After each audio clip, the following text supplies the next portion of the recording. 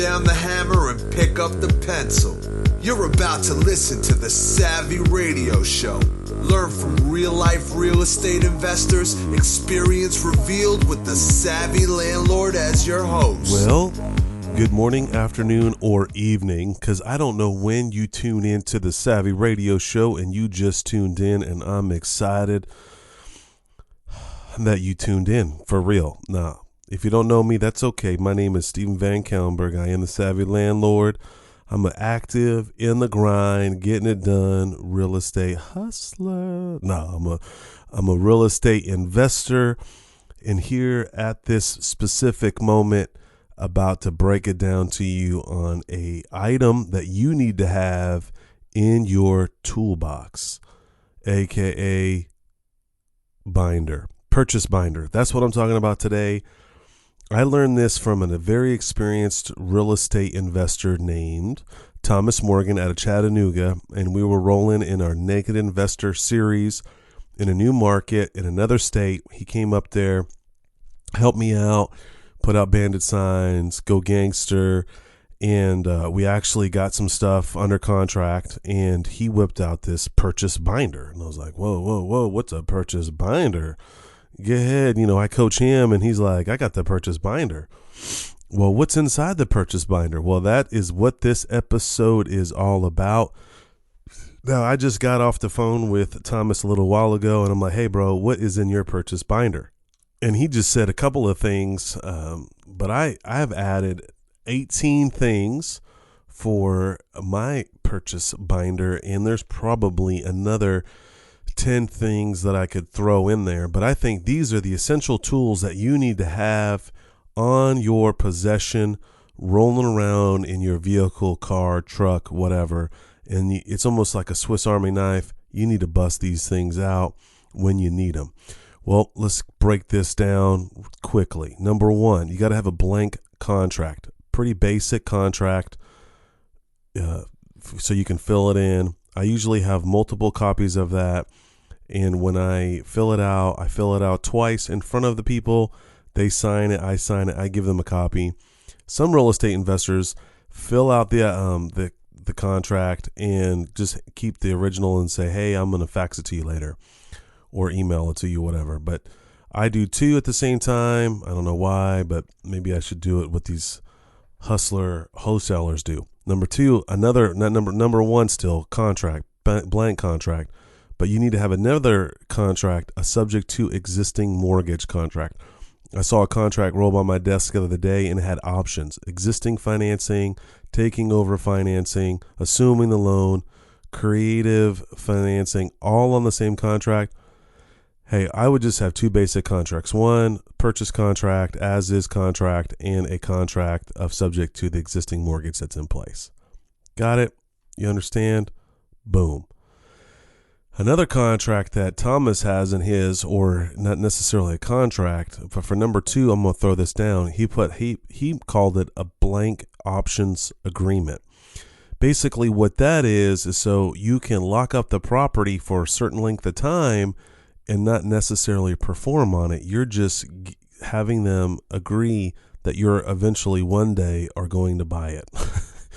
And that's called an option contract or an option agreement. I don't have one. I don't do one. But basically, it's setting the time frame of we're going to close in 6 months from now. And that gives you options so you can get maybe financing done or sign that contract to someone else. Number three, a contract that you can sell to someone else. So an assignable contract between myself and another real estate investor. So number one, you got a blank contract. It's better inside that contract. It better say assignable. You lock up the contract with the seller. You got the contract. Control the paper, aka you're in control. Then you turn around, make a few phone calls, and say, hey, I got this 3-bedroom, 1-bath for $45,000 in this hot area. It rents for $800. Do you want to buy it, Mr. Other Investor? Mr. Other Investor says, yes, I'll buy it for $50. You got it for $45. You make a $5,000 assignment fee. You need a contract between the one that's under contract, with the seller to the potential new other investor or the end buyer. So you need agreement between them, between you and them, the new investor, so on and so forth. You got it? That's number 3. Number 4, you need to know DISC profiling. If you don't have that mastered, you need to get that on. I've seen this and from a friend that he has it in his book. Basically, it covers all the personality profiling types. So if that person's a D like me, real driven, direct to the point, let's not fool around, you can have objections or you can understand, and it would remind you of who you're dealing with. If they're a supportive person, then you can kind of communicate them in a supportive manner. If they're a C, a detail person, they just want all the details in the eye. You're just solving the problem for them because problems are a headache and so on and so forth. God, I keep saying so on and so forth. I got to stop that. 5, scripts. You should have scripts. If you're a rookie real estate investor, you need to have some taglines, or here's my favorite line: would you consider taking this much? Or just scenarios. And you know, when you're in a car and you're waiting for somebody, you should open up your purchase binder and go through your scripts so you know what you're dealing with, or not knowing what you're dealing with, but you have an idea of what to say when you're going to be dealing with that person. So you got the DISC rolling in number 4. Number 5, you got the scripts. Number 6, rental application. You're like, what? This is a purchasing binder. Why do we have rental application in there? Well, this has happened where you got it under contract, and then at the same time, someone rolls up right behind the seller leaves and they're looking for a place to rent. Well, here you go. I'm a sophisticated real estate investor, ready and prepared to offer this property to you for rent. Even if I'm going to flip this assignment, how great is that I have a tenant in place? You hand them a rental application right there. Have a copy of a rental application. I definitely recommend 2. Number 7, have a seller lead sheet in there. This is the biggest problem that I have. One of my problems is I always forget to take photos, not now because I'm photo crazy, but I forget who I'm talking to. What did they say? Where did they come from? Why are they selling the property? So you look at 10 properties that day, you're going to lose sight of where you were before, and you want to be authentic and you want to be genuine with sellers. So how do you remember that information? You have a seller lead sheet. And you can Google that up, seller lead sheet for real estate investors, and you will find something that you can adapt and create for your own. What's their name? What's their phone number? Why are they selling the property? What's the condition of the property? There's a series of information that you need to collect from that seller, and you'll remember them later. Number 8. This is awesome. So this is from Augie Bylight. Thomas brought this up to me, and I was like, oh, yes, I learned that when I was in Florida. Thomas or Augie Bylight Thomas has this. What it is a sheet that you break down. What does it cost to sell the property? So a lot of people will list a property, say for 140, and they think they're going to get 140 at closing. What you need to do is have, what does it cost to sell your property sheet of paper? And basically it covers all the numbers. If this is what it would cost you if you didn't sell it to me. There's a realtor involved, 6%, taxes, insurance, escrow, abstract, all those key elements, title company, that you can inform them that it would cost you to sell this to another person. But if you sell it to me for $100,000, you're going to net the same amount of money. I'm just giving an example. It's a little extreme, but you get it. The goal here for number 8 is to show the math. You know, the hardest thing I think you have to do in this business is that you have to constantly educate people on what's going on. Not everybody buys and sells houses. Not everybody knows the terminology, what a POA is, and I'm going to explain that here in a minute, or what's DISC or ARV, all these unique, cool little acronyms that sound sexy to me, but they're not sexy to you, and they for sure, the seller, the 80-year-old lady that needs to sell her property because she needs to go move into assisted living, she for sure doesn't know what that means. So just that same concept for number 8, show them the math. Another one I got from Thomas, which was interesting, that he brings in a move in and move out sheet with him. And basically that just showed for him, and I call it like an inspection sheet, and that's number 10, but I'll get to number 10 and number 9. It's just a move in and move out. What's the condition of the property as it is? Now, I don't know if I would necessarily have the seller sign this little piece of paper, but you definitely need to fill out what's going on. And so when you go back, say you've done a few deals and you go back and you can't remember what the house is, or there's a delayed closing, or there's a probate, or there's a title issue, or la da da da da, you will have this information written down. Was there a heat and air system? Was it up to date? What year was the heat and air system? So that's a condition form. I give kudos to Thomas for that one. But number 10 is mine. I do an inspection sheet. What's going on with the property? How long's the roof? And then at the same time on that sheet, I have a repairs estimate sheet. So you can call it number 10, repairs estimate sheet / inspection sheet, whatever. Number 11, got this from the Mystery Man. Mystery Man has a real estate agent lead sheet, and I'm going to do a podcast on that. Thought that was very interesting. Basically collecting information, pre-qualifying a real estate agent that may show up on that property as well. And that may be a person that you need to build a relationship with, and you'll have all that data right there, and you can fill that into your CRM later, aka Customer Relations Management. Number 12, authorization release form. One of my favorites. Number 12, authorization release form, what that does is that the person that you're purchasing the property, and this happens, they give you like say you're trying to do a subject to, and they have a mortgage, and you need to find out the balance of the mortgage, or what the liens, or how far back, or what's the fees to reinstate the loan. All this necessary information that you're going to need to acquire that asset from in a short sale situation, default situation. You can get that seller to fill out this little document, authorization release form, number 12. And then you fax that into Wells Fargo, Bank of America, Chase Manhattan, whatever bank institution, and then that gives them, it gives you the right to receive this information that you need particular to the loan. So, number 13, super gangster, power of attorney. This is another form. Now, authorization form is a little bit different. They're just giving you the data that you need. 13, the POA, power of attorney. What that is, you need to have this. Basically, and you'd be surprised, a lot of people sign this document. This is like you are in control of this asset. You've just taken it over. What do you mean? Not taking over maybe necessarily the loan, but now you have the authority to call the bank and make decisions for this individual. I would use this document wisely, cautiously, but wisely. I wouldn't whip it out unless I needed it, but it's a great document to have in your purchase binder. You never know when you may need it. Number 14, you should, have a private money kit, credibility kit with you. So that's private money, credibility kit. You need to have that ready to roll,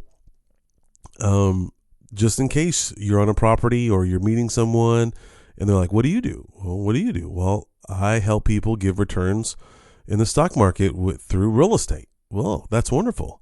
And how does that work? Well, here's my private money kit. Take a look at it, and we can schedule some time and meet up in Panera Bread, have some coffee. 15, have a referral form. Never hurts to ask. And I was just talking to a real estate investor just about 3 minutes before I jumped onto the radio here, and he went out on a call, got the call, drove all the way out to the middle of nowhere, 30 miles away, to a broken down, crappy house. And like in my mind, I'm like, dang, I just wasted this time, this resources. But he built a relationship with the seller, and for all intents purposes of juicy woosey, she has 4 or 5 other properties that she wants to sell that are in really, really hot areas. Well, a referral form will do that for you. You hand that to them, let them fill that out. Do you know anyone else that is selling property? Because I'm in the market to buy property. Here is my ultimate favorite. Number 16 is called the Affidavit and Memorandum of Purchase of Sale Agreement. Let's say that again. Affidavit, Memorandum of Purchase and Sale Agreement. What this does, this mother effer locks it up for you. There's a lot of shady people out there in the real estate world. Why? I don't know why. Everything is public domain. Everything is out in the open. But there's a lot of sketchy people out there. And why is this important? Well, if you are a great real estate investor and you find a deal and you lock it up, say it's a $50,000 house or $100,000 house, That sounds better. $100,000 house.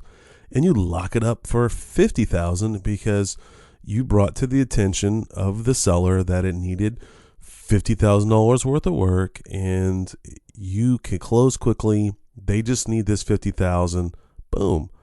Well, it's probably worth $60,000, let's say, but you're savvy and you got it down to $50,000. Well, you're going down the road, and you go home and, say, clap your hands and tell your wife how amazing you are, or your husband. And some other real estate investor comes along and sees the sign that was for sale, and they walk up on the property. Oh, 50. That's terrible. You need to have a 60, and I will sign it today. And sure enough, this has happened more than once. A inexperienced new rookie wholesaler will trump a veteran and trump them on 10,000, and it's really not worth 60. Maybe not. I don't know. It's into interpretation, and they steal the deal. Well, what you can do on number 16, affidavit of purchase of agreement. Basically, what that does, it tells the world that you have this house, that you file this contract with the county courthouse. You take that contract in number 16 affidavit down to the courthouse, and you pay $13, Oklahoma City, and it's locked up. Now the title is clouded. So no matter what, someone calls you or gets another contract for 60, is it dated at what time? But you have it locked up with an affidavit. That is one of the most important documents that you need in your toolbox. I may put these forms together and put it in a binder and maybe even sell it. I don't know. People ask me for it. If it's something that's interesting to you, if I get enough interest in it, I may do it. But let's tread forward. Number 17, deposit to hold. This is something that I created. I got burned on a deal one time where I rented out a property or sold it to a property, and they wanted their money back. Well, anytime that money exchanges hands, rule number 1, you should have some sort of documentation. 1, for tax purposes, 2, for accountability, and 3, for your accountant, which goes down to accountability, which goes down to taxes. But it keeps the person accountable that gives you the money, and they want their money back. Well, on this deposit to hold, it says on there, non-refundable. And if they say, I want my money back, well, you signed a document right here that says non-refundable, unless I can produce the property to you. And this notice I'm talking about, number 17, goes to various reasons why you would use this and what for you would use it for. And 18, the final one of the day, is termination of purchase and sale agreement. Basically, there's some time in life that you can't flip that contract, or you don't know what you're doing, and you need to bow out, and bow out respectfully. You can bow out with a termination of purchase sales agreement, because so you've got to let the world know that deal that you just filed no longer exists, and you could file this termination of purchase, or you can give it to the next title company, or wherever the case may be. But you need to have that in writing, and it's a termination of purchase sale agreement. You don't necessarily need it in your purchase binder, because our goal is to buy property, not necessarily bunk deals or walk away from deals. Our job as real estate savvy investors is to close deals, and that's your job. Well, hopefully this all works and makes sense for you, but the goal is to get a 1-inch binder from Office Depot or from Amazon. Get these contracts, get this information in that binder, feel empowered, and when you walk up on a property and get it locked down, you just look a lot more professional. My name is Steven Van Kallenberg. I've written a few books. I love people. We got Investor Weekend coming up in April. You don't want to miss it. I recommend coming, hanging out. We got some superstar speakers out to educate you and make you the better investor that you want to be. That's InvestorWeekend.com. Investor Weekend is not far off, with over 10 information sessions to increase your portfolio. Log on to www.investorweekend.com. Whether you are a seasoned investor or never purchased a property before, you don't want to miss the Investor Weekend. Join us for a powerful, knowledge-packed weekend with over 10 informational sessions that are bound to enlarge your real estate investments. You will hear from the best national and local real estate investors that will share practical and relevant experiences with you, the investor. There will be several networking sessions to connect with other like-minded people for potential funding, partnerships, and yes, hot deals. Go to www.investorweekend.com. Did you know we meet once a month for the Landlord Lunch Meeting? The third Wednesday of every month. Go to landlordlunch.com. Thanks for listening to the Savvy Radio Show. Glide online and listen to our other motivating episodes at savvyradioshow.com. Connect on Twitter at LandlordBook and always be buying assets.